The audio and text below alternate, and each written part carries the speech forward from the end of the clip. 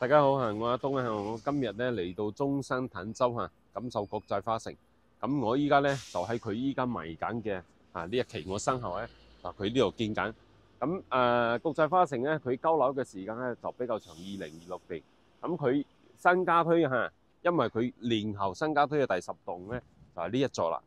呢一座佢已經咧差唔多要封頂啊，仲差幾層。咁我哋睇翻佢呢個10座同埋嗰個8座，佢依家賣緊嘅。咁佢依家咧佢呢個好似第9層咧，可能係腰線層啦。然之後咧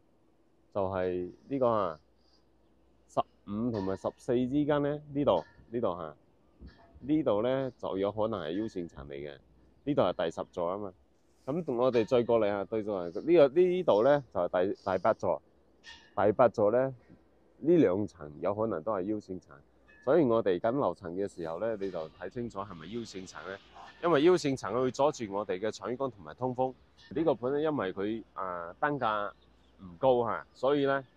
喺發展商嗰度佢都可以做呢個低首付。發展商號稱係新民首付。如果係我哋呢度做咧，就係5000上車89嘅，甚至有啲真係平嘅嗰啲特價單位咧，零首付基本上都可以上車㗎。咁嗰啲地積嘅單位例如135嘅，咁可能首期就高啲，都係1-2萬蚊就可以上車㗎啦。咁我哋依家咧就行過去呢個實體樓咧，因為佢有可能因為佢突出嚟嘅，好大機率係嗰個腰線層嚟嘅，所以咧你揀樓層嘅時候你都要注意下，因為好大機會就係發展商咧係將呢啲樓層咧作為特價單位，佢有可能賣唔出嘅時候咧，就將呢啲作為呢個特價單位。因為腰線層有啲識貨嘅朋友咧，佢就知道；有啲唔知嘅，反正9樓10樓冇所謂，係咪？因為喺第6米樓咧，好多人都知道呢個腰線層就係唔好嘅一層嚟嘅。佢呢度咧舊年銷售半關嘅原因咧，就可以做呢個低首付，冇其他原因。第二個咧就係性價比高又送呢個家私啦、家電啦，係嘛？如果係嗰啲想要投資價值嘅，冇機會㗎。我認為咧就係好似依家坦洲咁多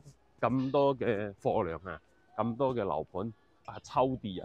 我哋大陸啲抽超抵，我覺得都機會都唔大。你依家買樓咧就係冇投資客㗎啦，冇投資客，大多數咧都係自住或者係度假。特別係呢個國際花城呢個供應量咁大嘅樓盤其實近期咧我都發覺咧，就中山啲樓市咧有啲似惠州嘅感覺就係佢供應量特別大，佢嘅出貨量咧冇咁高。你睇下啲發展商係咪？你可以做低首付，點解咧？點解可以做低首付咧？因為我哋正常嘅首付咧，佢出唔到貨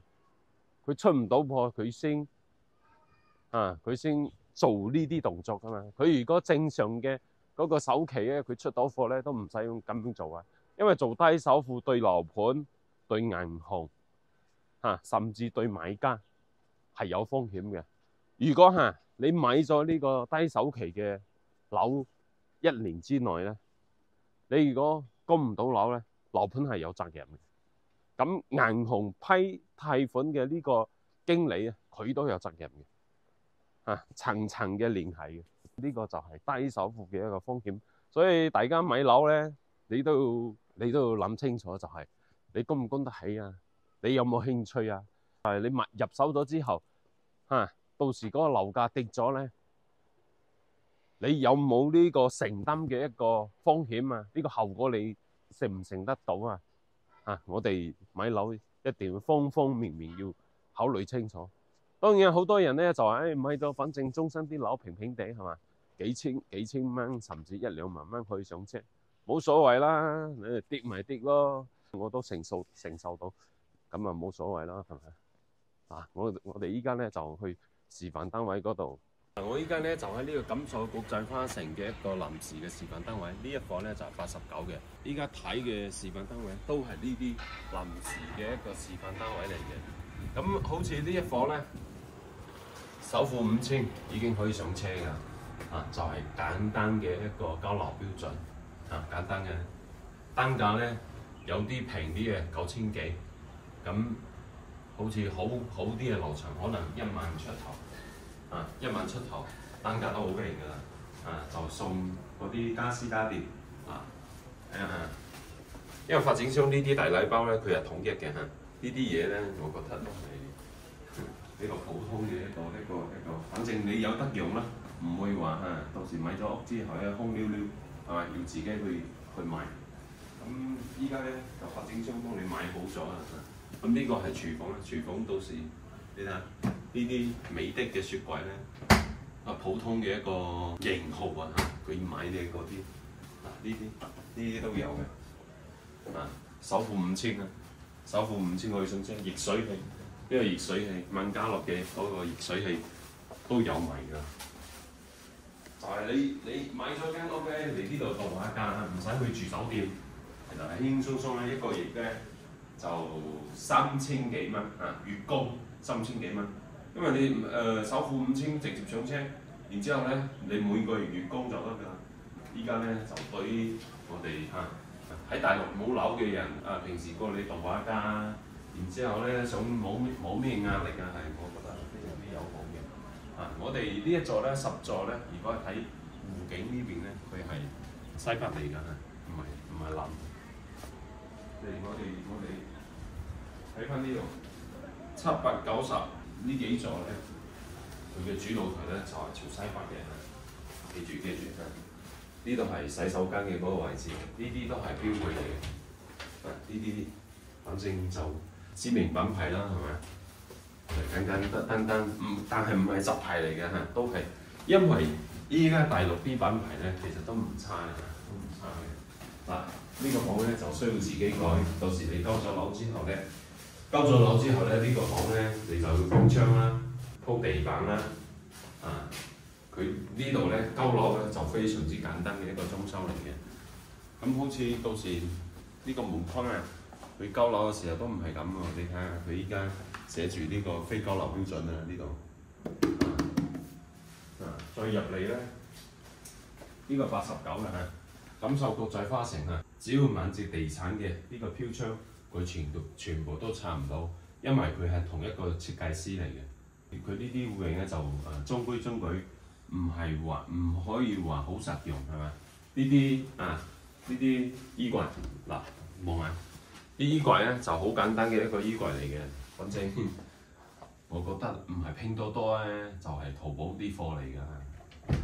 反正就簡單可以用啦，你就唔使去買啦。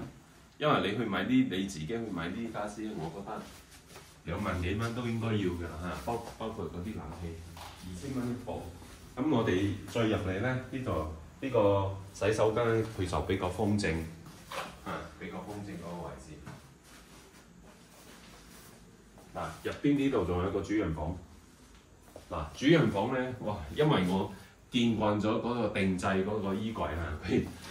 呢個衣櫃咁樣咧，我覺得有啲就話你呢個鏡頭影唔影過去交樓標準咧就比較簡單嘅一個交樓標準嚟㗎因為佢呢啲咧，佢始終係送嘅。你如果到時你認為佢嘅呢啲床墊唔舒服或者衣櫃睇得唔舒服你咪自己定制咯。反正1分錢1分貨，送嘅我同大家講送嘅都係普普通通嘅，你要自己去買先有自己中意嗰啲嘢，係咪？咁我哋依家咧再過去睇嗰個115嘅，咁呢一套咧就首付5000蚊，月供3500、3600到就可以上車咁你有興趣嘅朋友咧就可以 WhatsApp 或者 WeChat 都得聯絡我，然之後過嚟現場睇，首付5000上車。呢一個咧就係佢哋新家推嘅115第10座嘅嗰個單位，都係嚟呢度睇咧，因為佢交樓嘅時間比較長所以咧都係睇臨時嘅示範單位，所以我哋要諗清楚，然之後再入手咁呢一個咧都係首期2萬左右就可以上車一樣嘅同嗰個89嘅送埋呢啲好似餐廳嘅4人撐椅一套，梳化三位梳化一件，餐廳茶几一件，客廳咧就係電視櫃一件，主人房床加埋床褥，主人房床頭櫃，主人房衣櫃、和室床埋同床褥反正都係簡簡單單吸頂燈一件反正呢啲都係燈客廳嘅立式空調，主人房仲有和室嘅掛式空調一件洗衣機、熱水器、消毒櫃、冰箱一件，反正就係嗰啲基礎嘅咁一入嚟咧，右手邊呢個房咧就係要自己改㗎，讀下2.70哇！呢個房咧同嗰個錦綵康城嘅房差唔多嘅，呢個細細地啦，可以做個書房或者客房都得嘅。咁入嚟咧，呢度就係餐廳嘅位置。呢個餐廳因為佢115嘅餐廳咧係細啲㗎，呢個細啲，但係佢夠闊。你睇下3.54 115 3.54，不過佢嘅長度咧，呢個長度佢就好窄，應該係2.5米。2.2米呢個闊度咁呢個餐廳咧佢就係7.7。我再睇下佢嘅一個客廳3.64。呢個餐廳3.64。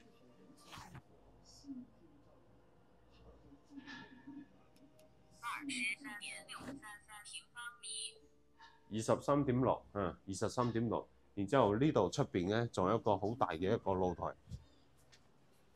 ，115嘅露台。望下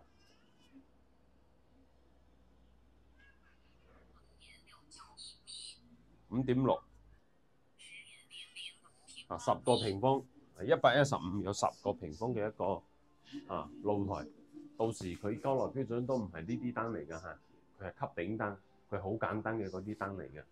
喺國際花城嚟講呢啲交樓標準佢依家擺緊嘅已經係高標準喺佢哋嗰度，佢交俾你嗰啲咧就係簡單嘅咁好似呢啲玻璃咧都係單層嘅隔音玻璃嚟嘅出邊呢度咧就係朝南嘅嗰個露台，呢邊係朝南嘅咁洗衣機嗰個位置咧就擺呢度就喺呢個位置。咁再過嚟呢度有個 U 字形嘅廚房，呢個係 U 字形嘅廚房，佢3件套咧佢都有嘅你睇下佢依家唔係呢個交樓標準，交付為同等次嘅一個品牌，肯定都差唔多嘅係嘛？呢啲煤氣爐油煙機千幾蚊，佢可能佢批嚟去買咧，可能就700-800蚊係咪？咁佢一批去買咧就平啲嘅，咁我哋單獨去買咧就貴啲入邊呢度係一個廁所嚟嘅，呢個廁所其實都夠用嘅。呢個廁所你睇下，呢個飄窗係插唔到嘅，因為佢下邊咧係主人房嘅空調位嚟嘅我哋再睇下對面嗰度，呢一個咧佢嘅首期咧就2到3萬到就可以上車，然之後月供咧係幾多咧？月供係4000幾4000幾4800-900到咁嗰啲高層咧就貴啲，高層可能加多100-200啦。呢個房大啲㗎，8.2個平方。咁對面嘅仲有一個兒童房嘅，呢個係兒童房。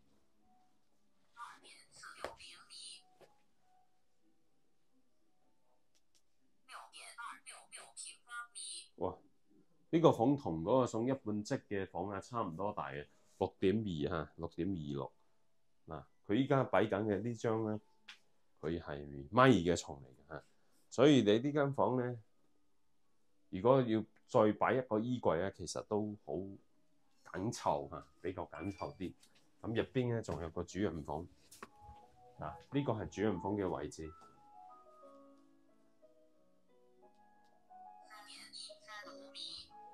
3.135 9.6唔包嗰個衣帽間，唔包衣帽間係咪？入邊仲有個衣帽間同埋嗰個廁所，你望下，其實空間都夠闊嘅，因為始終咧佢115咧，佢係做4房嚇，做4房緊湊型嘅4房嚇，緊湊型嘅4房。咁喺國際花城咧，如果考慮呢個國際花城嘅朋友就係你第一個咧，我相信咧佢嘅低首付係吸引咗好多人啦，因為佢低首付可以上車啦，直接月供啦，係咪？再一個咧就喺港珠澳大橋，港珠澳大橋嗰度過嚟咧，因為比較近，呢度搭車去港珠澳大橋嗰度咧就係30分鐘嘅，30分鐘，所以咧呢個地理嘅優勢啦，仲有呢個低首付嘅政策啦，都吸引咗好多人過嚟呢個國際花城呢度置業，因為咧依家只要發展商有呢個誠意係咪？你肯降價，你對客戶好，先會有成交。你如果啲發展商咧價錢鬼死咁高，點會有成交咧？依家就係價錢決定一切，然之後咧再加埋我哋公司嘅一個政策，低首付好似80,000-50,000蚊可以上車，甚至有啲戶型咧基本上做到零首付都有可能所以有興趣感受國際花城嘅朋友，你如果想做低首付，可以聯絡阿東呢度WhatsApp 連或者 WeChat 都得係嘛，聯絡我，然之後過嚟現場睇下，低首付全部低首付比發展商仲要低。